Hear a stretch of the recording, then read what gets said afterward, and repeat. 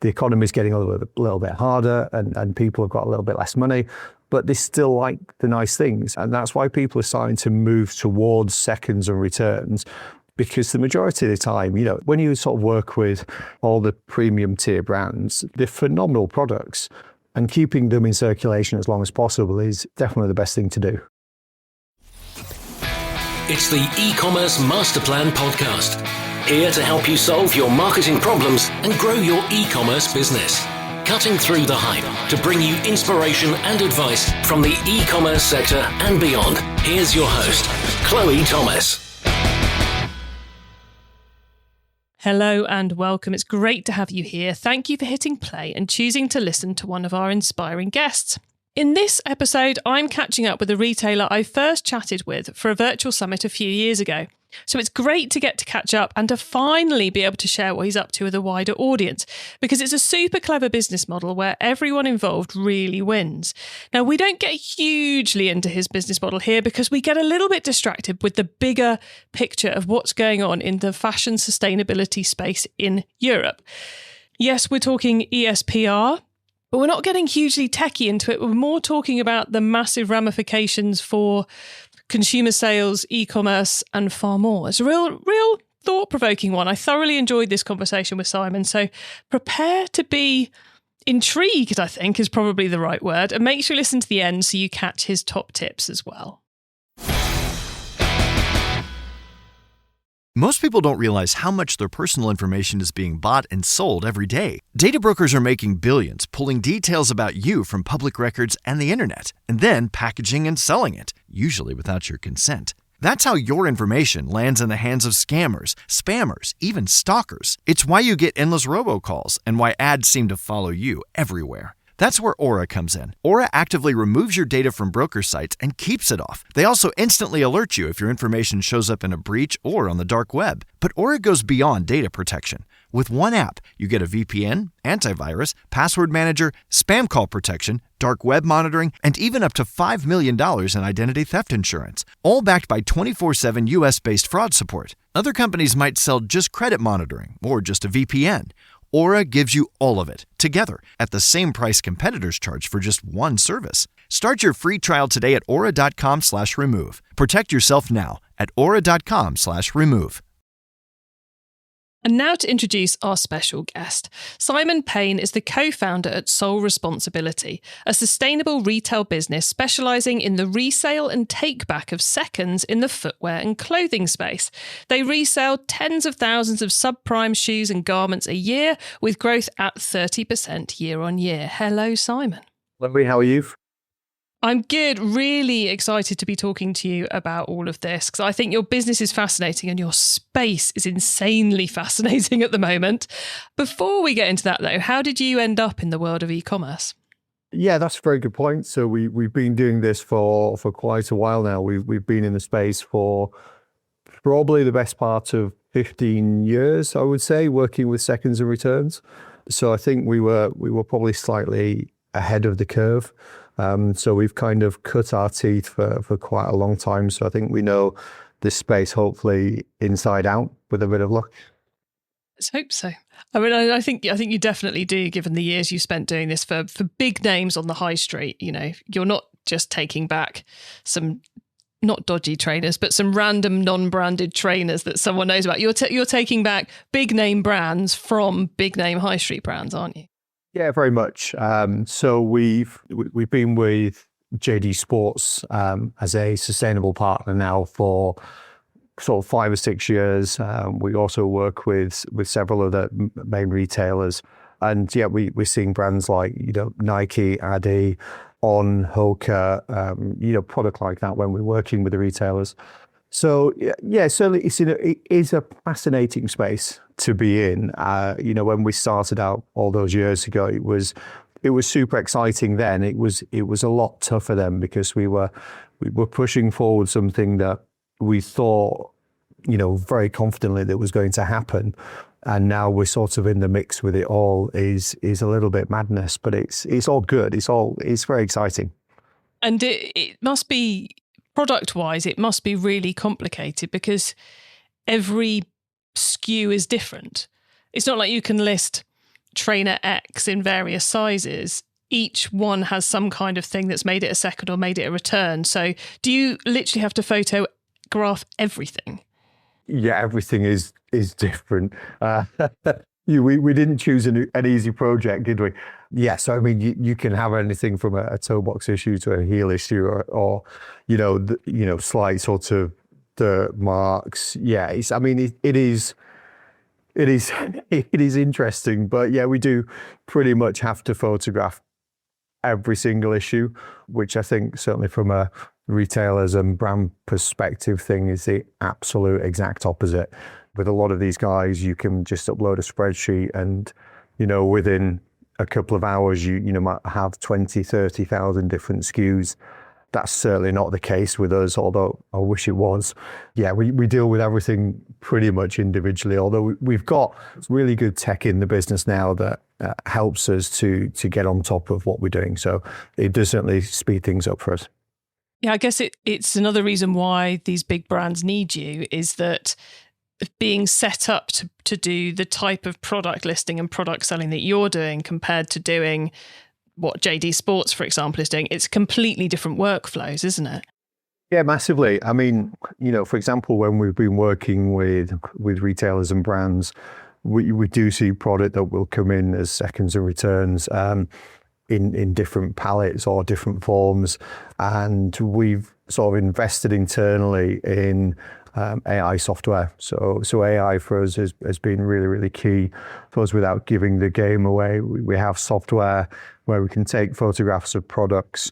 The products are then automatically identified, so we could point it basically with a camera or an iPad, point it at your foot, take the photo, and it will tell you within a high accuracy range of what you've got on your foot, really. So if I'm wearing a Nike Air Force One, it'll tell me I'm wearing a Nike Air Force One. It'll tell me the color, and then it's got a really strong chance of deciphering the rest of it. And then from when we're listing on certain platforms, it automatically puts into listing criteria. So one phase is, tells you what it is, and then onto the next screen, puts it into item specifics, and then off you pop. And then it starts to list it. It hadn't even occurred to me you'd have to do item identification before you could even start creating the listing for it. No, it's crazy. I mean, because we've been doing this for such a long time, and there's probably not many people in our space, certainly at the levels that we kind of go at, we've created that's one part of our tech that we've created. And then the other part of the tech that we are pushing forward is looking to sort of plug into retailers and get the retailers to basically send it direct into us as a full circle. So I know we'll probably discuss a little bit of the ESPR sort of within the interview, but it's kind of sitting as that sort of sustainable partner for retailers and brands, and helping with that kind of solution that's going forwards. So rather than a return coming back to their warehouse to be processed and then sent to you, it just comes straight back to you to be listed and resold. Yeah, pretty much. I mean, we're trying to work on different sort of parts of either carbon emissions or convenience, what works well for the retailers and brands. And from a full circle perspective, it's kind of, how do you make it slicker and smoother? Returns are not ideal for retailers or brands, but, moving forward, the consumers actually like these products because you get like the brand recognition. So you might have a slightly used Nike, but the important thing is to keep it in circulation for as long as possible. And you're certainly finding that the retailers now are understanding this. And, I suppose on a slight in-depth is, the economy is getting a little bit harder, and people have got a little bit less money, but they still like the nice things. And that's why people are starting to move towards seconds and returns, because the majority of the time, it's when you sort of work with all the premium tier brands, they're phenomenal products, and keeping them in circulation as long as possible is definitely the best thing to do. It's a fascinating time certainly in the UK consumer space at the moment, because we've kind of got this multi-whammy, I will call it, of like there's been a cultural shift to, mainly I would say driven by the likes of Vinted. When we've seen eBay playing catch up, we've seen Love Island getting on board. This whole the cult of the secondhand clothes, and all of us seem to have Vinted problems, addictions these days. But there's been that consumer piece that's then coupled with the economic piece of having less money to spend, combined with, as you mentioned, ESPR and the other legislation coming down on bigger businesses and ever smaller businesses to force them to care more about the end of life of the product, not just it's left our warehouse, we don't care anymore. There's so many things now pushing from the consumer side and from the legislative side to make businesses pay more attention to this, aren't there? I would say it's possibly the biggest melting pot that you could ever get involved in. I mean, it is, the synergies are absolutely massive, and what is going on with the resale platforms and everything is just crazy. You've got places like, Vinted, who are doing absolutely phenomenal. And I think I'm correct in saying within France, they're probably the biggest retailer or something like that. There's some statistics around that. So everyone is going on to places like Vinted. There's also, so slightly talking about the economy, people are putting together little side hustles, or they're just sort of having the need to start selling their, their old T-shirts or their old shoes or anything like that on. So there's probably economic pressures as well that are sort of pushing one side as well, and they're kind of pushing families that, to afford the next thing, that they're then having to definitely sell more and more. So there's economic pressures on families that are probably accelerating the places like Vinted.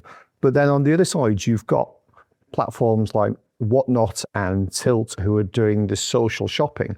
Now that's completely different, because what you're finding is that you're moving away from what is a transactional model, where people actually go and view and they have a look at it on the website and everything, and they maybe send the odd question and then they purchase it, to places like Whatnot and Tilt, where they are social live shopping, and you've got guys and presenters who are selling the product there and then, and that's across sort of seconds and returns and new. And, in theory, you can be at home in your lounge and you are turning your mobile phone into a QVC.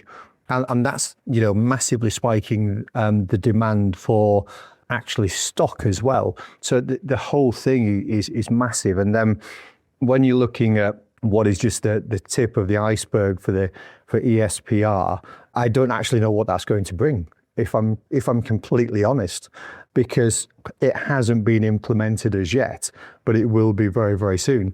So interesting, scary.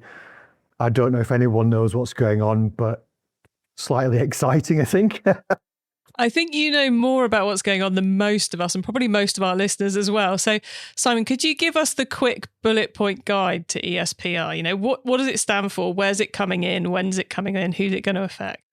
So ESPR is Eco-Design for Sustainable Product Regulation. So what we deal with from our side of it is predominantly the seconds and the returns, so the unsold goods. So the responsibility and accountability for that side of it. That's what we kind of take from the legislation. So it's just making sure that, I think it's the 19th of July this year, and it's predominantly within Europe. So there isn't anything specific within the UK as yet, but businesses over a certain volume within Europe, and brands as well, they are responsible for their seconds and returns, which is fantastic news. And for those brands who are in Europe, is that your business is a European business, i.e., you are registered in France or Germany or Spain, etc., or is it that you sell in sufficient quantities into those regions? My understanding is where you sell within those regions. So obviously there are global brands who sell within those regions. So that's kind of what I interpret it as. It would make sense that it is that way around, and that's how what little I've read about it suggests, because otherwise you just see a mass outflux of fashion businesses suddenly registering in New York or London, going as a very easy loophole. Well, not that easy loophole, but a lot more straightforward. So if you're a UK business only selling in the UK, you're not currently affected, but I think we can be pretty certain that this is the way the legislative waves are going. But if you're a UK business selling significant quantities into Europe, then this is going to affect you too. So I think a lot of the smaller brands, I mean, there is a banding over the next 5 years, and it's to do with revenue. Off the top of my head, I believe £2 million businesses seem to be exempt. Then up to 30 million is coming soon. So it's more a case of the bigger businesses, and it's probably aimed at the larger brands, I would say. You know, there's quite a few more global brands who are specifically out there. So it's applicable to them, I would say. Got it. And basically this legislation is around, as the manufacturer of the goods, you're responsible for its lifetime?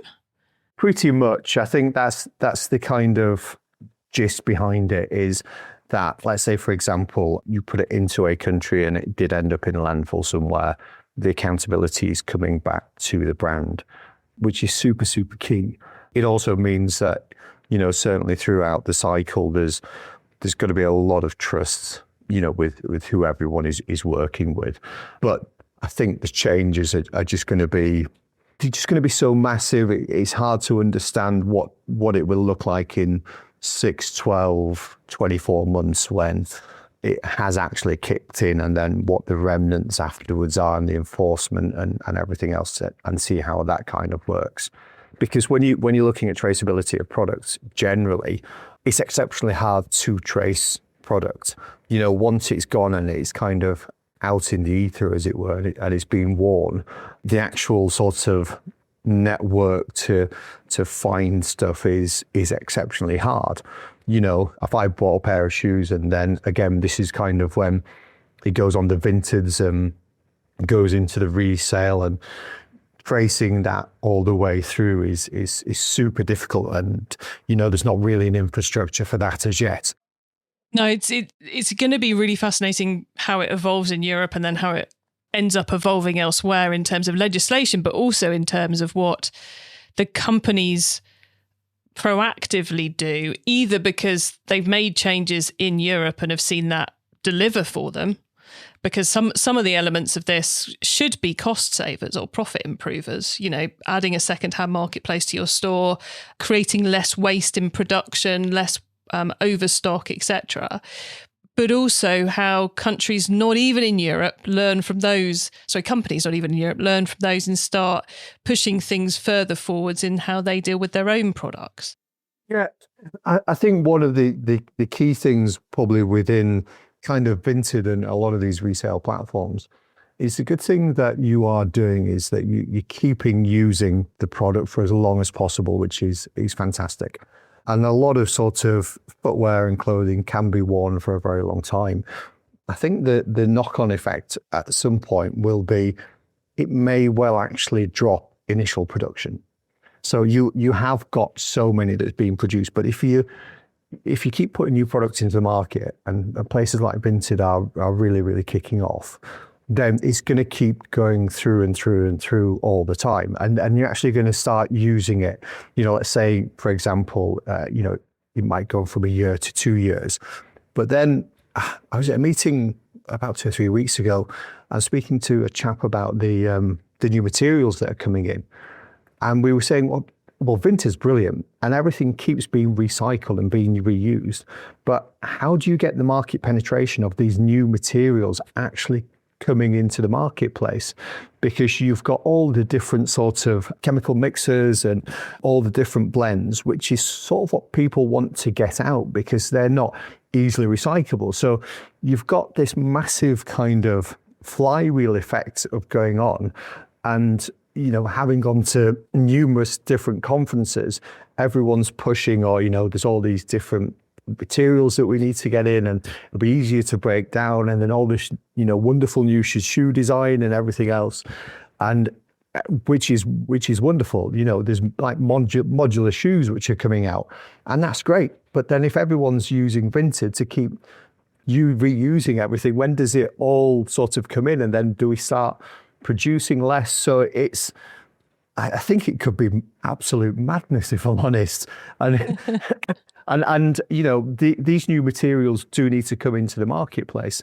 But realistically, if you see the sort of uprise of these platforms, you've got to be increasing full market penetration for like 5 or 10 years easily.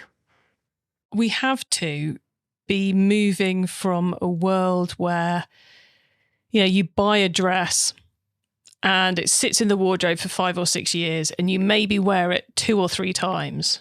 So it's a 2 or 3 times, and then you give it to a charity shop, and then it maybe gets worn by someone else once or twice, and then it gets thrown away. We're talking like 90s noughties behaviour here. So that's 7 times that dress has been worn, to a world where you might just have rented the dress, so it's getting worn once a week or once a fortnight. Or you're in a scenario where you wear the dress, you sell it on Vinted, it gets bought by someone else, and it gets worn, 4 times a year rather than 3 times in 5 years. And if there's only so many clothes a human being can wear in a week. So if we're making better use of the clothing that already exists, then the amount of new clothing that needs to be produced outside the world of socks and pants and bras, because they do get worn out and you probably don't want secondhand of those. But outside of them, we are presumably going to be in a space where less new will need to be bought, because we still only have so much space in our wardrobe. We can still only wear so many pieces of clothing a week if we're increasing the number of wears per garment. Yeah, and that's it's such a good way of putting it across, the amount of wears that you have. And the other thing that we've kind of got, and there's quite a big sort of retail shopping within the UK. It's a lot of socials. There's a lot of drops, a lot of designs, there's a lot of influencers. There's a lot of people who are influencing us within the markets to buy new stock. That is, we've got places like up in Manchester, huge shopping centres and everything, always pushing the latest to the new. So you have got what is probably going to be 2 very compelling and competing narratives over the next 10 years. And that is going to be, well, maybe 3 potentially. You've got the Vinted and those platforms and the pre-loved garments and keeping it going, which is absolutely imperative. You've got the retailers who have produced the garments in the first place. They're now being really sort of well used and heavily used, but then they're also, the retailers and the brands are wanting to sell you the latest drop and everything else. And then on the third side of it, you've probably got what is going to be legislation driven, and you've got certain percentage of the new materials within ranges. So a lot of the brands are only putting small percentage of their range with the new materials. Like, some of them are maybe 5 to 7% of their range has the new materials. And then it's all competing for the same thing. So where are you buying? And the brands and the retailers kind of sit across all 3 of them. They'll want these new materials in, but then they'll also want to be a massive activist for sustainability. But then they'd also like to sell you a new drop and a new pair of trainers. So it's just going to be interesting how that comes. I think the younger generations, certainly my daughters, love Vinted and places like that. And the other thing is that stigma is being removed as well. Sort of 20, 30 years ago, secondhand was not what it is now. Now that sort of generation of 16 to 25 is hugely embracing it, which is incredible to see. Yeah, I think if I think back to my uni days, which is when eBay was just starting, and the Porter's Lodge was starting to get overwhelmed with the number of eBay parcels, I reckon right now they would be drowning in Vinted, like absolutely drowning in Vinted if we were at uni today, because that, eBay was buying, our eBay habit was buying really random stuff, really random stuff. It definitely wasn't reuse, recycle, etc. It wasn't very worthy, but properly random. But I think it is interesting what the role of the fashion brand business is going to be as we move through these changes, fashion in particular, which I think is going to be the most impacted by this consumer shift. Because yes, there's ways of making money out of your secondhand market, but does that enable you to still support the infrastructure, the humans, the space, the brand that you have that is currently founded on new, endless amounts of new and more and overstock? And it's a huge, it's going to be a huge shift in the space. I think it will. And, eventually at some point, and I don't know if this is going to be 10 years plus, production will have to be reduced. MOQs and what the MOQs are in factories and either reducing them. Yeah, it is going to be fascinating because they eventually will be competing against one another. Again, it might be 10 years, but the brands and retailers will be selling obviously the garments and the footwear, and they'll want it to last a long time. But I just don't know what is going to happen. I don't know. I mean, I'm a huge advocate of obviously what I do, and I always buy secondhand, and I have done for a very, very long time. But I like the brand equity. And I like, sort of being able to keep that going. And that for me, I've done that for the past probably 35, 40 years. I am that young. So yeah, I've done it for a long time, and the next generation is starting to do that, which is great. E-commerce Master Plan is supported by some of the greatest companies in the e-commerce sector. Here's a reminder of who they are. Most people don't realize how much their personal information is being bought and sold every day. Data brokers are making billions, pulling details about you from public records and the internet, and then packaging and selling it, usually without your consent. That's how your information lands in the hands of scammers, spammers, even stalkers. It's why you get endless robocalls and why ads seem to follow you everywhere. That's where Aura comes in. Aura actively removes your data from broker sites and keeps it off. They also instantly alert you if your information shows up in a breach or on the dark web. But Aura goes beyond data protection. With one app, you get a VPN, antivirus, password manager, spam call protection, dark web monitoring, and even up to $5 million in identity theft insurance. All backed by 24/7 US-based fraud support. Other companies might sell just credit monitoring or just a VPN. Aura gives you all of it, together, at the same price competitors charge for just one service. Start your free trial today at aura.com/remove. Protect yourself now at aura.com/remove. It's time for the top tips round.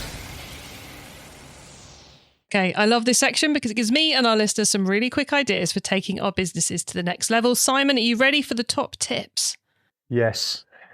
Okay, you're nervous, yes, there. Okay, the book top tip. If everyone listening to this podcast agreed to take Friday off and read a book to make their business better, which book would you recommend? Outliers is one of my favourite books. I'm not sure if you've read it or not.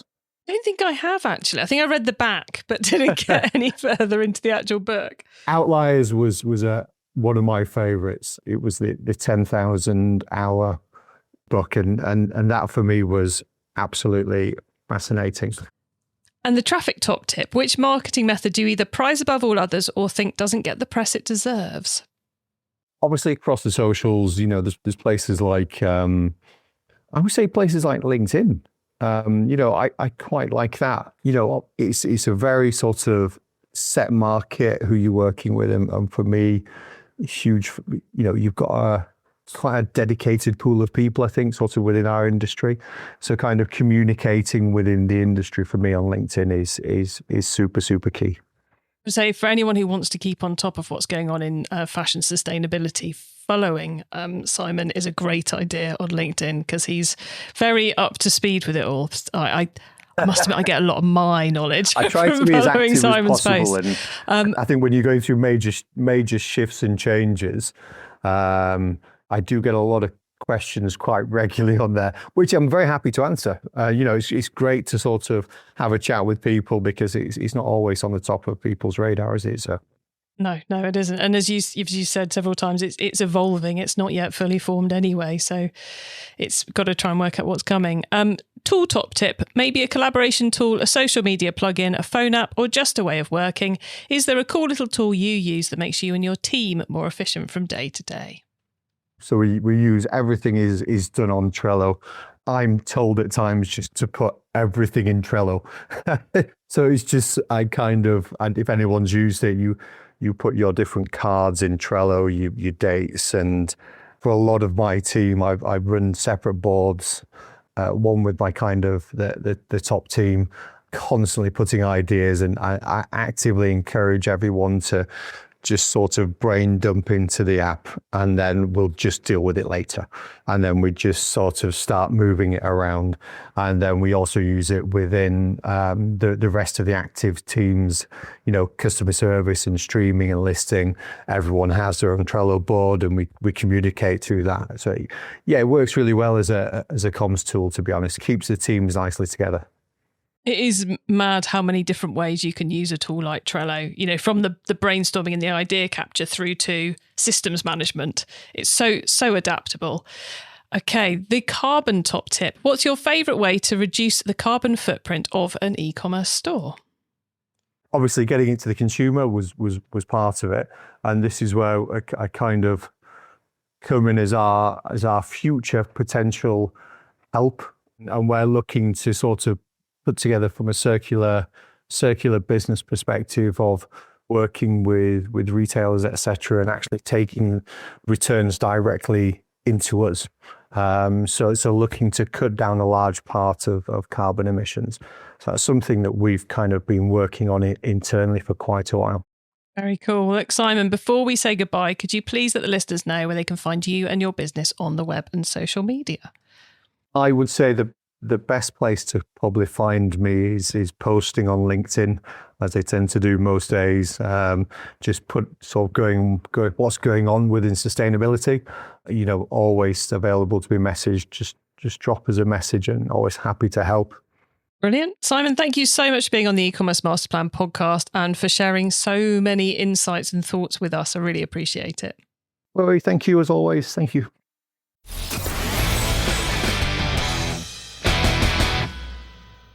I continue to find Simon's business fascinating. I highly recommend going and having a look at their eBay store and their other stores around the place, because what Sole Responsibility up to, it's really impressive, the systems of the business. Not that we got into a lot into it here, but it really is. And then to get a little bit of insight into the bigger picture of what's going on in the product life cycle, I suppose, more so than just sustainability in the fashion space, is fascinating. So hopefully a very thought-provoking one for you all there. I suppose the good thing, if you're in the eye of that storm at the moment, is there are a lot of solutions providers like Simon who can solve elements of it for you. It doesn't have to be 100% solved by every company in-house. You can get your hands on our notes from this episode, including those top tips and links to what we mentioned, by heading over to ecommercemasterplan.com. You can also use the short links. That's ecmp.info/the number of the episode, and that'll take you straight to the correct page. And when you get to the site, you can add yourself to the Chloe Thomas newsletter so you don't miss out on any of the things I share to help you improve your business. If you liked this episode, then have a listen to episode 536, where I am chatting to another founder building their business on other retailers' dead stock. That's Jules Haynes from the Haynes Collection, who operates in the homewares textile space. And if you want more on fashion, ecmp.info/fashion will take you to a page on the website where we've listed out all our many, many fashion episodes. Thank you for tuning in to this and every episode of the e-commerce master plan podcast. I bring you a new interview every week because I want to inspire and help e-commerce business owners to succeed and thrive with their businesses, including progressing along the path to net zero. So if you know someone this show can help, please tell them to listen to the e-commerce master plan podcast. I hope you have a great week, and don't forget to keep optimizing. Thank you for listening to the e-commerce master plan podcast. Find out more at ecommercemasterplan.com/podcast. Most people don't realize how much their personal information is being bought and sold every day. Data brokers are making billions pulling details about you from public records and the internet, and then packaging and selling it, usually without your consent. That's how your information lands in the hands of scammers, spammers, even stalkers. It's why you get endless robocalls and why ads seem to follow you everywhere. That's where Aura comes in. Aura actively removes your data from broker sites and keeps it off. They also instantly alert you if your information shows up in a breach or on the dark web. But Aura goes beyond data protection. With one app, you get a VPN, antivirus, password manager, spam call protection, dark web monitoring, and even up to $5 million in identity theft insurance, all backed by 24/7 US-based fraud support. Other companies might sell just credit monitoring or just a VPN. Aura gives you all of it, together, at the same price competitors charge for just one service. Start your free trial today at aura.com/remove. Protect yourself now at aura.com/remove.